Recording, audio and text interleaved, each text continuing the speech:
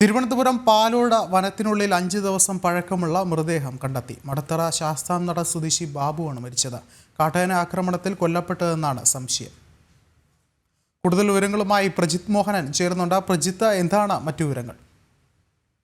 വിഷ്ണു, നമുക്ക് മനസ്സിലാകുന്നതനുസരിച്ച് പാലോട് മങ്കയം അടിപ്പറമ്പ് എന്ന് പറയുന്ന മേഖലയിലെ വനത്തിനുള്ളിലാണ് 5 ദിവസത്തോളം പഴക്കം ചെന്നിട്ടുള്ള മൃതദേഹം കണ്ടെത്തിയിരിക്കുന്നത്.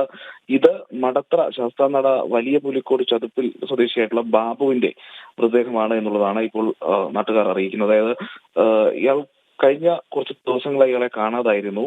അതായത് കഴിഞ്ഞ ബുധനാഴ്ച അടിപ്പറമ്പിലുള്ള ഒരു ബന്ധു വീട്ടിലേക്ക് ശാസ്താംനടയിലെ വീട്ടിൽ നിന്നും ഇയാൾ പോയിരുന്നു.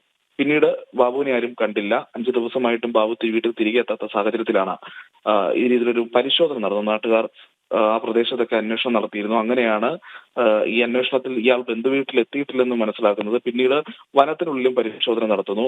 അങ്ങനെ ആണ് മൃതദേഹം കണ്ടെത്തിയത്. 5 ദിവസത്തോളം പഴക്കവും പറയുന്നു. അതോടൊപ്പം തന്നെ ഇയാളുടെ വസ്ത്രങ്ങൾ കിടന്ന സ്ഥലത്ത് കാട്ടാനയുടെ കാൽപ്പാടുകളും കണ്ടിട്ടുണ്ട്. അങ്ങനെയാണ് ബാബു കാട്ടാനയുടെ ആക്രമണത്തിൽ കൊല്ലപ്പെട്ടിരിക്കാം എന്നുള്ള ഒരു സംശയം വരുന്നത്. എന്തായാലും ഇത് സ്ഥിരീകരിച്ചിട്ടില്ല. അത് വനംവകുപ്പ് അടക്കമുള്ളവർ കൂടുതൽ പരിശോധനകളിലൂടെ മാത്രമേ സ്ഥിരീകരിക്കാൻ കഴിയുകയുള്ളൂ.